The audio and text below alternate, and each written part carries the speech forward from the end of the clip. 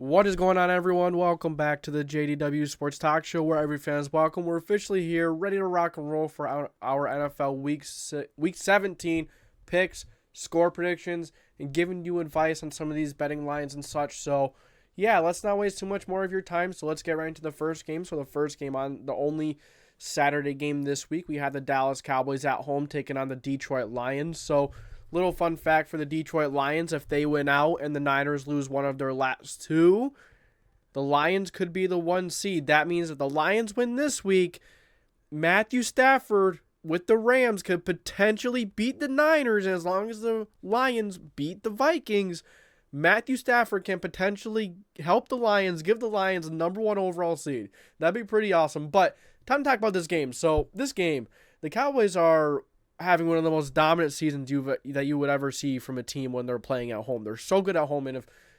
the playoffs went through Dallas, I would be very confident in the Cowboys maybe at least getting to the NFC Championship, probably the Super Bowl. But we see how good the Niners are, and you truly never know. But the Cowboys at home have been so good, and Dak Prescott, CeeDee Lamb, Jake Ferguson, this Detroit Lions defense has been figured out, and really this entire Detroit Lions team has kind of been figured out in a way. A lot of teams seem like they know that they can, they know how to kind of prepare for it. Tape's kind of out.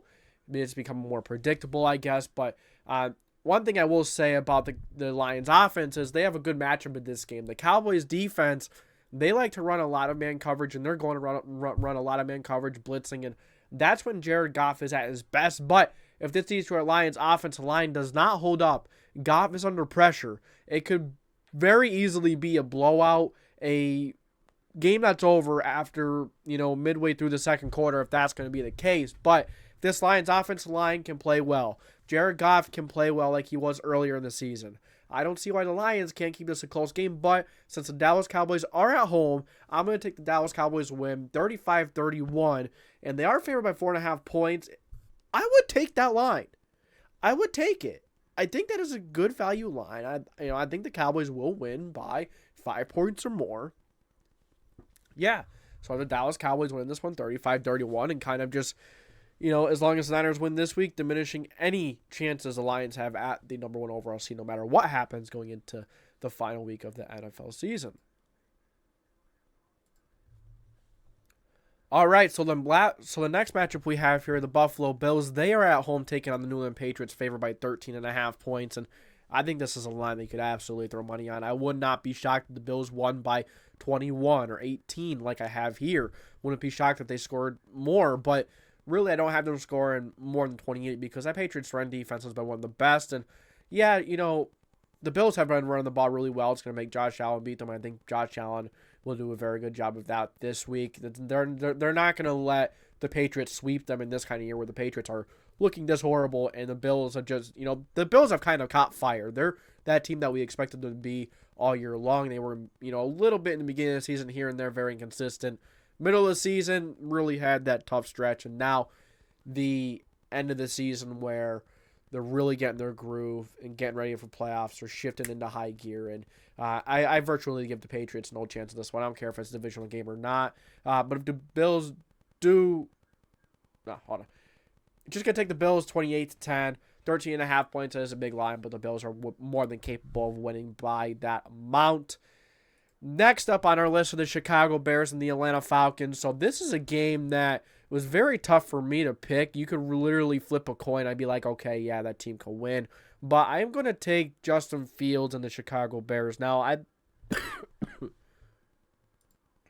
apologize, but yeah, I'm going to take the Chicago Bears and Justin Fields and trust them to find and close out a game because that's where they have struggled. They have struggled to close out games while the Falcons have been clutch in big-time moments. So that's kind of all the reason right there to go with the Falcons. Taylor Heinicke played well last game. But what do the Atlanta Falcons like to do? Run the football with Bijan, Tyler Algier, even throw Cordell Patterson in there once in a while. And what are the Bears really good at in defense? They actually have the number 1 defense in terms of stopping the run in the league this year. So they are going to stop the run and force Taylor Heinicke to make a couple big plays in the air, which he did a pretty good job versus the Colts. But is he going to be able to do it again versus the Bears? Is he going to be able to put 2 solid and strong performances together in a row? I don't really think so. I'm going to trust that this very talented Bears defense, you have Jalen Johnson, you have a couple really nice players in there, and get some pressure on Taylor Heinicke as well because their tackle situation is not great. I think that's what's going to be enough to, get the Bears to propel themselves over the Atlanta Falcons just barely. I could see either team winning this game. Like I said, this game was like a coin flip, but I'm thinking the Chicago Bears, Justin Fields, and them guys to make a couple extra plays. Really, the defense to make a couple extra plays and stop the run. Now, the line at 3 points, Bears win by 3. I'm sorry. I would not touch that line. I would not put any money on this game. Okay, so next up we have the Indianapolis Colts at home taking on the Las Vegas Raiders. So for the Colts, they're going to get Michael Pittman back this week. They are at home. Gardner Minshew didn't have a good week last week, but this game is another game you look at, and it's kind of like a coin flip type of game. The Raiders may not, I don't really think the Colts are as good as the record, but really Shane Steichen has propelled them above and beyond of what I really think they are. And it's impressive in its own right, but the Raiders are pretty hot lately, beating the Chiefs and putting up 63 against the Chargers. Raiders have been looking good, but, let's take into consideration that I don't think Aiden O'Connell actually completed a pass for like 3 quarters in that Chiefs game. There were a couple of defensive plays, a couple of big defensive touchdowns, that really propelled them over the Chiefs, and I'm not sure if that's going to happen against the Colts here. Gardner Minshew, it depends. What's the tackle situation going to be? Braden Smith is going to be back. That's going to be a big addition because Max Crosby is on a tear, and this Raiders defensive line is really good at getting pressure and getting after the quarterback. Now that can spell a lot of trouble for Gardner Minshew, and once Gardner Minshew is kind of under pressure, tends to have happy feet, tends to struggle on air footballs and turn the ball over, fumble. So, the Colts' protection is going to be very important in this game because they really struggled last week versus the Falcons. They're going to have to pick it up this week. And if the Colts offensive line can't get back to what they were playing prior to that game, then could probably be another rough game for them offensively. But I'm going to trust the offensive line. I'm going to trust Braden Smith to be back. And, I'm going to, the Raiders and, and O'Connell, he is what he is. I think he's going to be a good backup throughout his career. Maybe he'll be a decent franchise starter. I don't really think so. Of course, you have Josh Jacobs, who I think is going to be back for this game. The Raiders have a couple of really nice pieces. Devontae Adams can give this young secondary a run for their money, but I'm going to take that Colts offense to make the extra play over the Raiders. They have Pittman and then the Raiders have Adams and Jacoby Myers, and they have a couple of really explosive pieces. I'm going to trust the Colts to bounce back here at home. That's kind of the deciding factor for me, but this one's a coin flip. It really could go either way. Must win for both teams. A loss from either team and their playoff chances just tank. All right, next up, you have the Giants at home taking on the Los Angeles Rams. The Rams are only favored by 5.5. I would throw so much money on the Rams here. I don't see why the Rams won't be able to cover by 5.5. The Giants have been a good football team. I mean, they just kept it close with the Eagles. They kept it close with the Bills at one point in the season. And they've had a couple of really nice games, and Tommy DeVito has had a couple of nice games as well. But it's not going to be enough versus one of the most, it's a middle of the pack defense, better than the Eagles by far. But then you have, the offense is just the biggest gap in talent, if you ask me. I mean, if you just take a look at what the Rams have versus what the Giants have, it's not even close. Matthew Stafford, if you ask me, is playing like the second or third best quarterback in the NFL right now. He is that good, and that makes this Rams team very sneaky. I wouldn't be shocked if the Rams can put up 30+, but don't have them put up 30+ because that Giants defense is very sneaky. Although, Giants or the Rams, they do have a very dangerous running game, a dangerous passing game with Puka, Cooper Kupp, and Higbee. And then, of course, the offensive line has been better than expected. Matthew Stafford has been one of the best quarterbacks in the NFL this year. So I'm taking the Rams 27-17. I am very confident in this one. This would be my lock of the week. Or the Patriots, or the Bills over the Patriots. this game or that game would be my lock of the week. But you have so many games where you could throw your lock on and say, hey, I'm 100% confident in this one. But all right, let's move on to the next one. All right, next matchup is in Philadelphia. Eagles back at home facing off the Arizona Cardinals. I think this is a game, the Eagles are favored by 10.5 points. I think that is a dangerous line to kind of look at the Eagles and be like, yeah, they'll cover easily. I think that's very dangerous because, the Eagles, they are a very good football team, but they're nowhere near the team they were last year. They're not a dominant football team. They're a really good football team, and they probably will win the division with the schedule they have remaining. But considering, last game was a divisional game, but, it felt like at one point the Giants shouldn't have even been in that game for the caliber of talent that you have and one of the worst passing defenses in the NFL. But I think this is a game where the Eagles are going to come into it and just like, hey, let's just pound the football. Let's just do what we do best. Let's not have Jalen Hurts throw more than 20 times in the game, more than 20, 25 times in the game. Let's pound the football, shorten this game. Let's get the heck out of here. Let's get into our last game in Week 17 versus the Giants. And the reason why I'm saying that 10.5 point line is very dangerous, because like I mentioned, the Eagles' defense, the passing defense, really has been one of the worst in the league. And I think Kyler Murray, Trey McBride, Marquise Goodwin, and a couple of these guys, maybe Rondale Moore, I don't know if Andy Isabella is still in the Cardinals, but these guys can really make some big plays. They're they're capable, especially Trey McBride and Hollywood Brown, James Conner. And the Eagles have struggled to stop the run as well, so I think both teams are going to run the ball well. Kyler Murray. I apologize. I'm still under the weather. I'll get over it.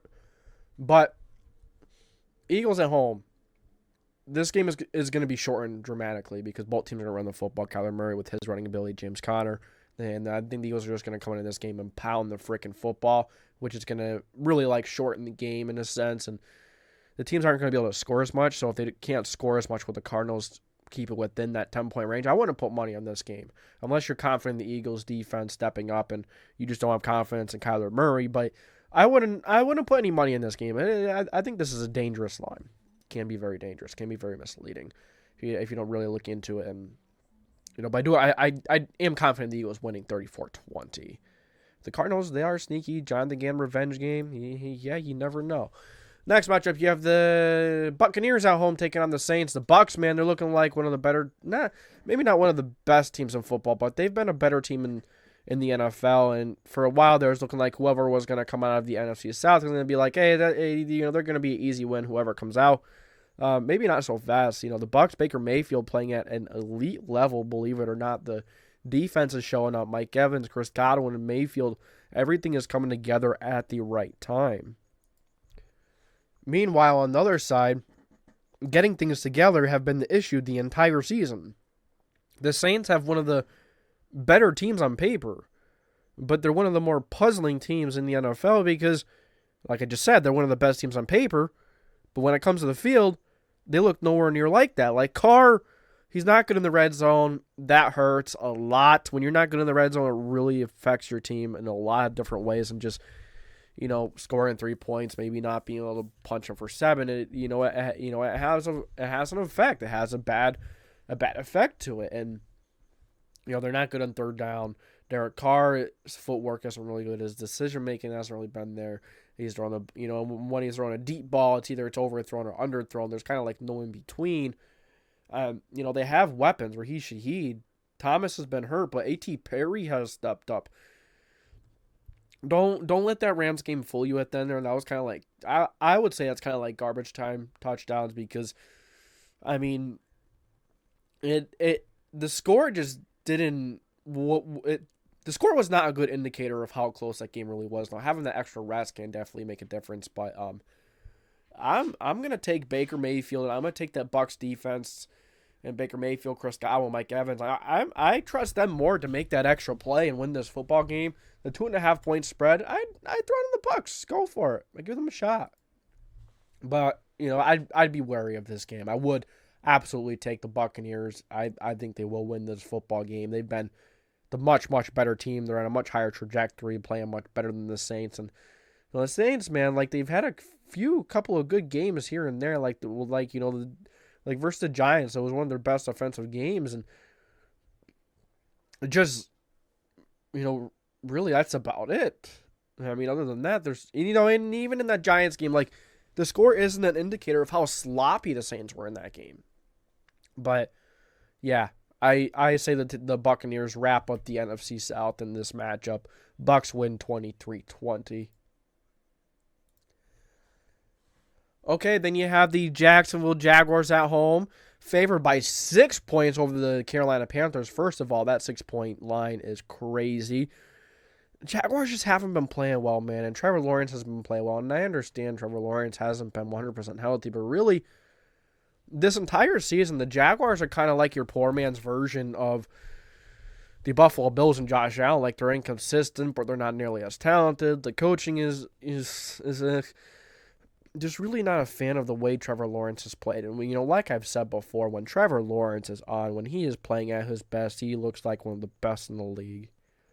But that is so very far and few in between. It's so disappointing. And now people are just going to make the excuse that he's hurt. I mean, I would argue he hasn't really been playing that well all season long to begin with. So, I kind of thought that last week was going to be the week that they kind of step it up and get into playoff mode, but they didn't. They didn't look good at all. The Bucs really laid them to rest and said, nah.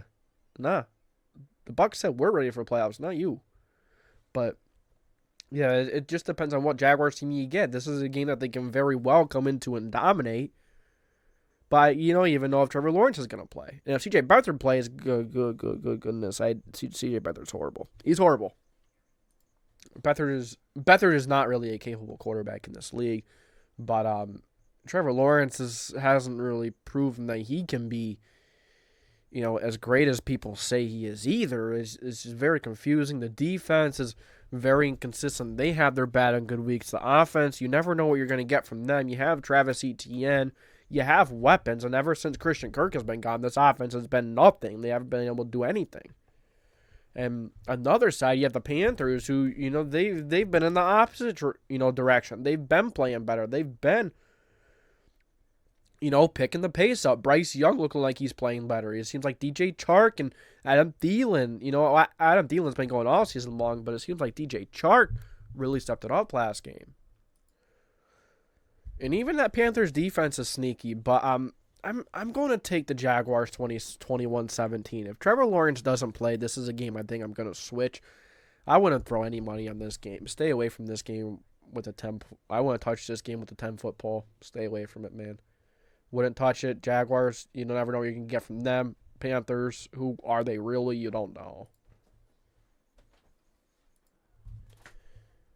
Okay, the next matchup, we have the Commanders at home. So the only thing I think the Commanders have going for them in this game is that they're at home, and the Niners have to come across the country. But is that really going to make that much of a difference? It's not really going to make that much of a difference. I think the Niners are going to have this one pretty easily. They're ticked off. They're mad. They want to get their revenge and come back strong. And the Commanders are the perfect team to do that against. They're just a hot mess. It's one of the worst defenses in the NFL. Wouldn't shock me if Brock Purdy had one of those 140+%. I mean, who is better at this point? Jacoby Brissett, Sam Howell. Kind of depends on where you're at, but yeah, I have the Niners 38-16. Don't really see any opportunity for the Commanders to get a win here, a late season. I don't even know what you call it, upset. Not going to happen. Don't see it.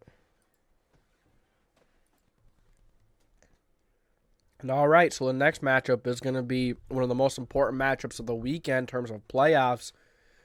You have the Baltimore Ravens at home taking on the Miami Dolphins. So the Dolphins finally got that monkey off their back, beat that team that's above 500. And at that, you beat the Dallas Cowboys, who has proven to be a dominant football team at times this year. Now, what Dolphins team are you going to get? They're not going to have Jalen Waddle. You're going up against a team that did just beat the San Francisco 49ers pretty soundly, who, in my opinion, I thought the San Francisco 49ers were the best team going into that game. Obviously was not the case.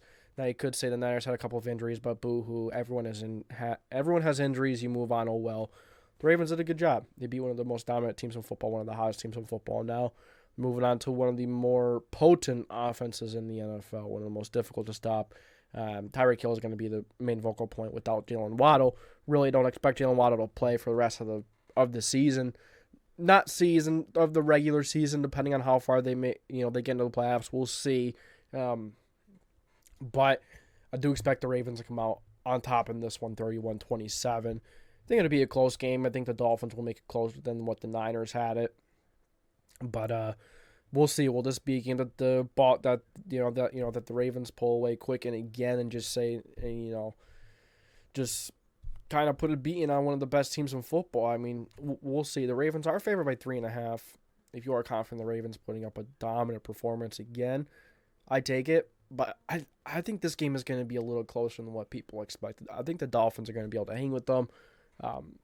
Couple explosive plays. I think they're going to be able to run the ball. I think the Dolphins are going to surprise a lot of people in terms of keeping this game close, just because they have the adage of struggling versus above 500 teams. But I'm going to take the Baltimore Ravens 31-27.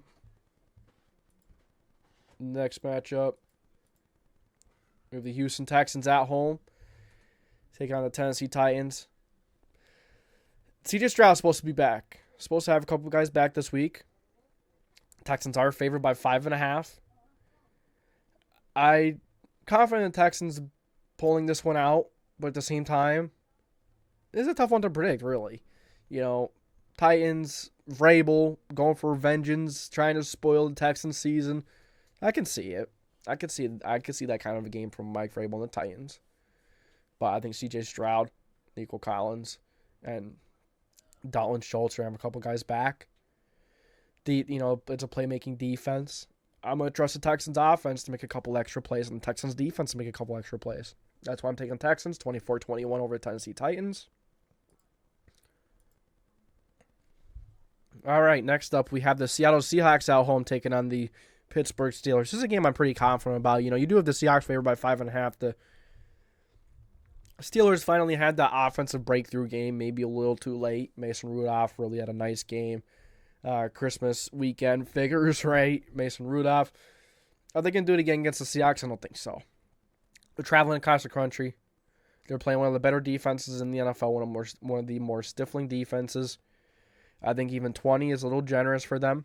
But on top of that, I think the Seahawks are going to be able to run the football, learn to pass the football well on these young cornerbacks of the Steelers, or Joey Porter at least.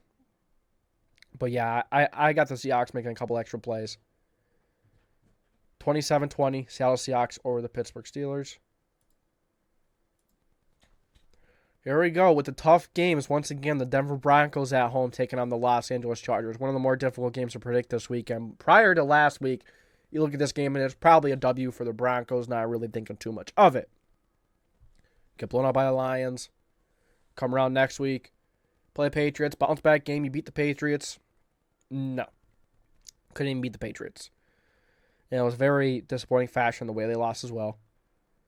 And they do have one of the worst defenses in the NFL.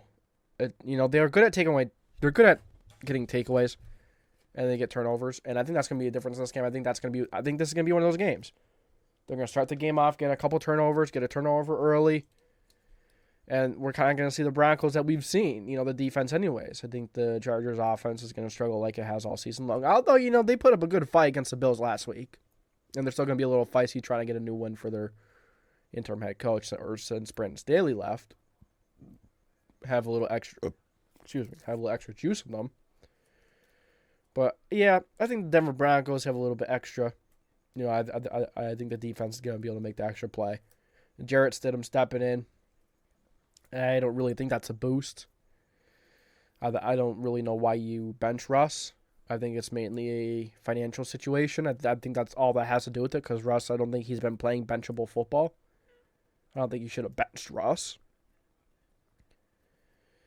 We'll see what we get from Stidham. I mean, he has some decent weapons. Cortland Sutton can bail him out a couple of times. Jerry Jeudy can get open for him and make a couple easy throws. You have Javonte Williams. I mean, he's a good back. Samaje Perine. You have a couple good backs. But I think that's going to be just enough to get by the Chargers this weekend. All right, guys. Next game we have is the Kansas City Chiefs at home taking on the Bengals. So really, really, really tough game for the Chiefs last week. I mean, you put up 14 points offensively. The Raiders only put up I think they only put up one touchdown. Then on top of that, kind of like I said earlier, you had like 3 quarters where he didn't even throw a completion, and just a tough game. And it's been a tough year for the Chiefs. But I'm gonna say that if there's a game that the Chiefs lose out of these last 2, this is the one. But I'm gonna take the Chiefs to bounce back. I'm gonna take the Chiefs to bounce back and beat up on the Bengals. I mean, if the Steelers were able to do what they did versus the Bengals, yeah, they have George Pickens and they have some decent tight ends themselves. I think the Chiefs can do it to the Bengals. Now, the Bengals offense, what kind of Bengals offense are we going to get? What kind of Jake Browning are we going to get? Are we going to get the Jake Browning versus the Steelers times 2? Or are we going to get Jake Browning versus the Colts versus what Jake Browning are we going to get? And I don't think we're going to get a great version of him this weekend because you're going to be playing Steve Spagnuolo's defense. You never know what's going to happen next. Never know what you're going to get from them. And you never really know until after the read, until after the snap, what you're going to get. And it forces a quarterback to read the field after the snap and throw all your pre-snap, reads out the window. And adjust on the fly.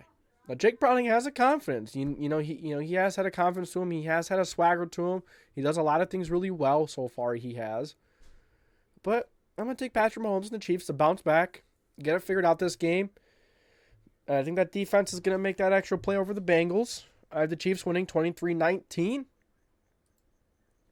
So the next matchup we have are the Minnesota Vikings at home taking on the Green Bay Packers. Vikings are 1.5-point favorites. I'm taking the Packers to take this one. I mean, they did they did suspend Jair Alexander too, but they do kind of need a secondary as where they're struggling, and you're playing some really good receivers in Jordan Addison and Justin Jefferson, but that's not the problem for the Vikings. The problem is Nick Mullins turning the ball over 13 times a game, whether it's fumbling or, throwing interceptions, especially into the red zone, or if he just, throwing it right to the defense. And I think that's going to be a difference in this game. I think the Vikings are going to move the ball well, but I think the turnovers are going to kill the drives, and that's why I only have the Vikings scoring 20.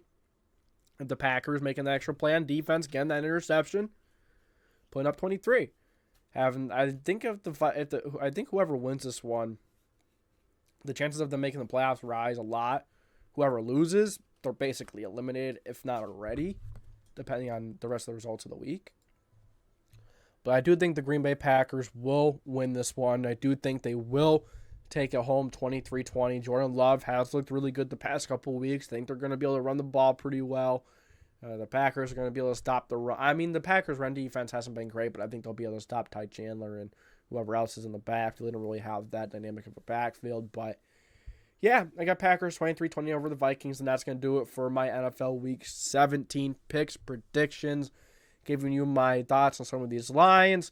And I apologize, I did have to pause the video quite a bit, and I'm coughing like crazy. I can barely get through one matchup without coughing, but I had to get this out, had to get the work done. We don't take any days off whether we are sick or not, so I appreciate you guys stopping by. If you enjoy, make sure to like, subscribe, put the post notification bell on so you don't miss any future videos.